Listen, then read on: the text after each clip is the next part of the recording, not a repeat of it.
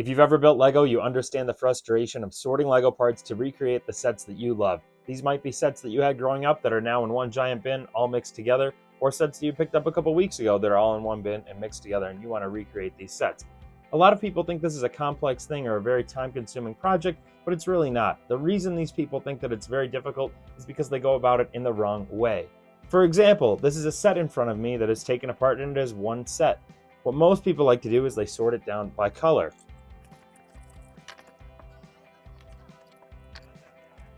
Are you sure about that? When you're dealing with one Lego set, sorting it down into the individual colors is actually the best and fastest way to recreate the set or verify that everything's there. I can now simply build from these piles of parts, or I can go to the back of the instruction manual and check off all the parts that are here, or I can even go to Bricklink, create a wanted list, and check off all the parts that are here. And that way, if I'm missing something, okay, I can buy that part or find that part in the pile. That's great for one set. But what happens as your sets increase? Let's say our Lego lot consists of one set. Just imagine that that's this set. With one set in front of me, I can sort this by color, make sure all the parts are there, and find the parts I don't have, and then the set's complete. But what happens as our sets increase? Now that I have 2 Lego sets in my pile, maybe even 3 sets, what's the best way to recreate them? In this case, depending on the sheer size of the set, I would still sort these down by color, because I can sort them into piles and then I can go through the individual lists and pull all the black parts out, then the orange, then the yellow, and complete one set at a time. I'd sort everything into color, then I'd pick a set, I'd make a wanted list for it on Bricklink, and then I'd check off all the parts, put them in one bag, and then when that set's done, I put it over here, and then I move on to the next set. Sorting into color does work for something like this, but what if our problem keeps getting bigger and bigger? We add more sets. Throw some Bionicle in. I was just trying to trigger you. Hero Factory. Throw some Lego City sets into there while you're at it. Throw an incomplete Yoda's Hut into there. As you can see, now we have a much bigger problem on our hands and right in front of us, and it might seem a little intense when you're looking at it to figure out what's the best way to do this. And a lot of people do it the wrong way. They go about this giant lot here and they start sorting it by color. Now, this does work. I'm not saying it's not a solution, but it's not the fastest or most efficient solution in my eyes, at least. What I think would be the most efficient here in this case scenario is you sort this down into part categories. You don't need to get super complex like I've shown in other videos of mine. However, putting a couple cups in front of you and sorting out, hey, let's sort out the tires and the wheels and put them all together. Maybe put all the vehicle parts together. Depending on how large this pile is, depends on how many categories you should have. You could always mix things together.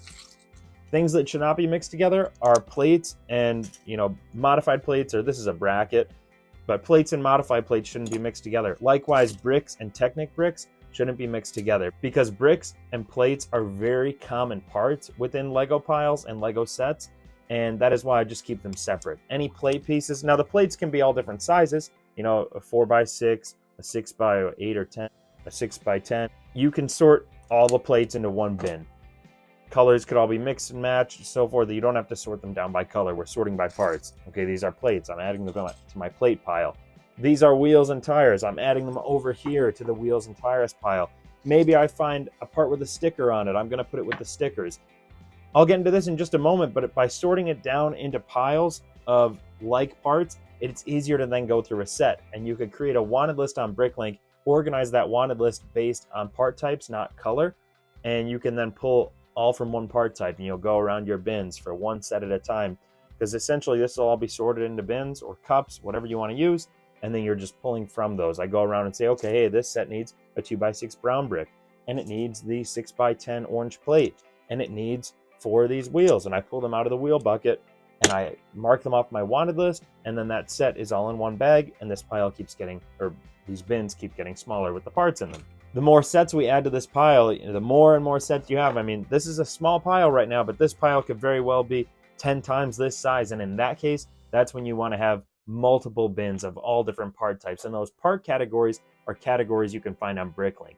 As an example, you have bricks, plates, Technic bricks, Technic plates, wheels, tires, windows, doors, all sorts of different categories.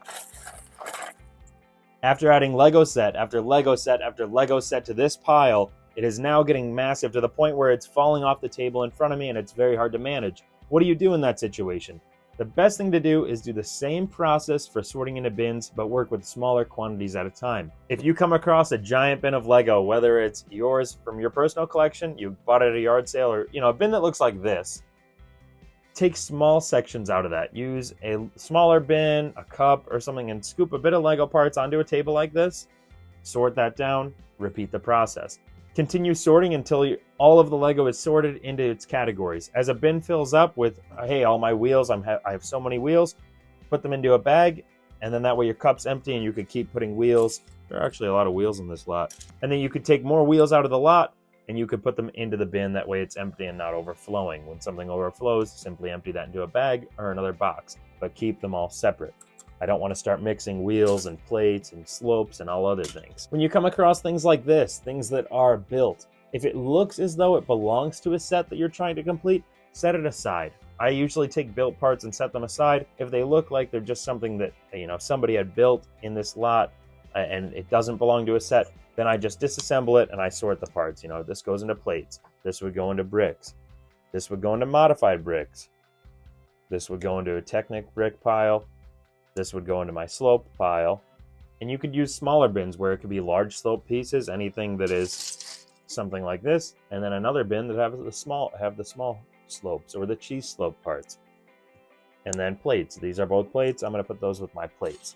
And that is how you sort it. When this pile is done, I then keep sorting my lot, and then when everything's sorted, I'm ready to recreate sets. And it is that simple. It is a very easy way of doing things, and it will be much less of a headache going through all your wheels to find a couple wheels for a set versus going through all the black parts you have searching for this one tire. And our tires are big. What happens when I'm searching for this wheel piece in a giant bin of black Lego parts? It's going to be very complex. And that is why you need, as the problem gets larger, you need to come up with solutions or increase the amount of buckets that you're sorting into. That way recreating a set's easy. I put the sandcrawler together once, and that probably took 15 hours maybe just to find all those parts because I was dealing with a huge amount of parts in all different colors. Going through a bin this size of just filled with gray parts, looking for all the gray parts in that set, it took a lot of time. Now when I do things like that, if I sort this whole lot out, putting it together a set of that size should only take me maybe an hour and a half, 2 hours to complete that set. Granted, I do things faster because this is what I've done for many years, but it is much more efficient. Now, before you go out and worry, hey, what type of bins do I need to sort with? That really doesn't matter. People sort in all different shapes, sizes of bins, boxes. You could use, scrap boxes that you have from the mail. Just make sure to tape the seals at the bottom. That way you don't have parts that are falling out. You can use things like cups from the Lego Advent calendars, which I like. They're, a nice cup. I just cut out the trays. Now those are kind of made out of a cardboard, but you could also use things such as planter cups that hold seeds. I probably said that wrong, but small cups like that. You could use Dixie cups. You can use your Lego Pick-a-Brick bucket pieces, the Pick-a-Brick cups. I think they're doing away with these soon too. You could use bins. These get more expensive. I like these though.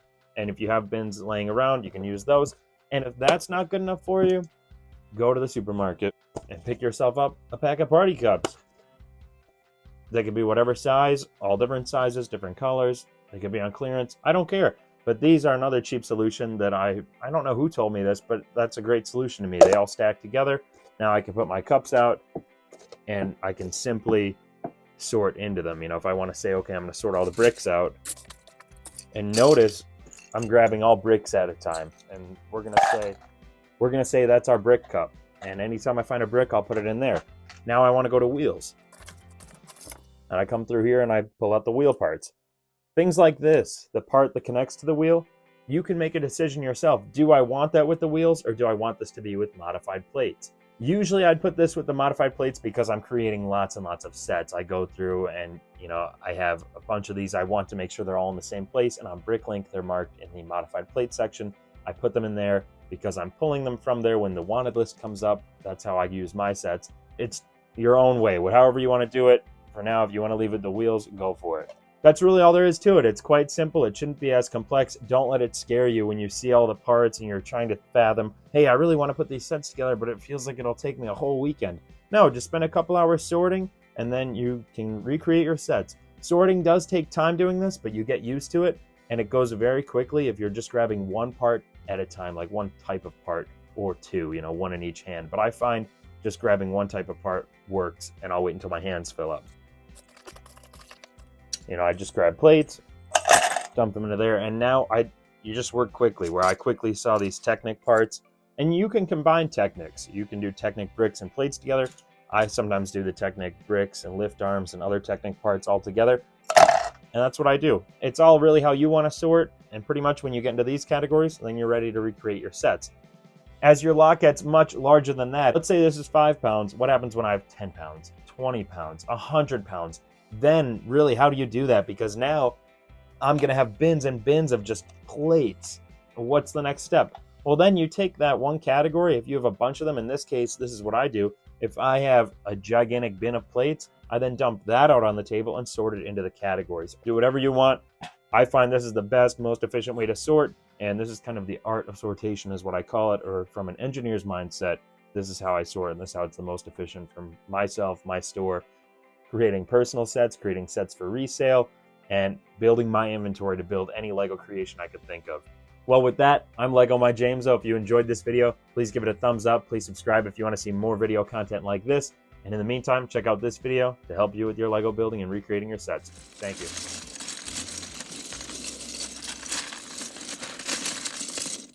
Lego My Jameso.